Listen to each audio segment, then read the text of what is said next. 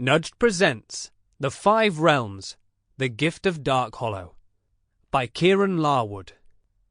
Narrated by Dan Bottomley.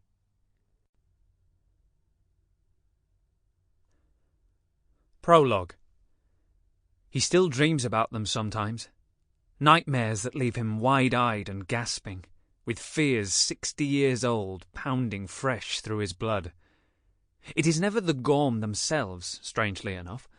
Those hulking, clanking monsters of iron and flesh with their blank red eyes. Anyone would think they would be the things to haunt him all the way to old age. No, it's always the crows that plague his sleep, the mindless servants of the Gorm. Simple birds twisted by magic into jagged, flapping things with bladed beaks and torn iron feathers. He sees them gathering in dark skies, swarms of them circling in a clashing, crashing mass of metal, cawing and screeching to each other in a chorus like 1,000 hammers pounding on 1,000 anvils.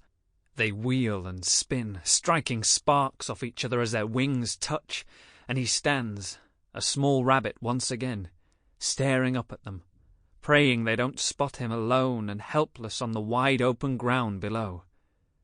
But they always do. One red eye at first, glaring at him from the throng. A single crow shrieks with horrible joy and peels off from its brothers and sisters, flapping towards him, making all the others turn and stare, their hungry, hungry beaks like razor-sharp shears. And on a good night, that's when he wakes up.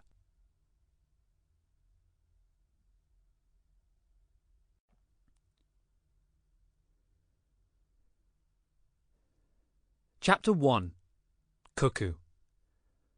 Thornwood Warren is still sleeping as the bard tiptoes out of his room, the crow dream still echoing in his head, making him twitch at imaginary creaks of iron wings.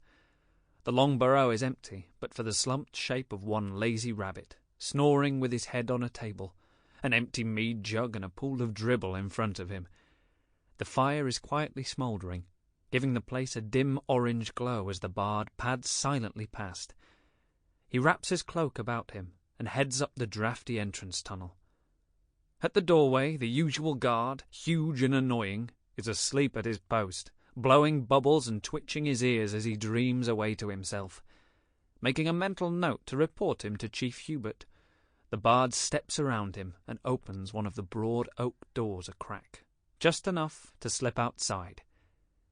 It is moments before dawn, and the brightening sky peeps out between the bare branches. Sample complete. Ready to continue?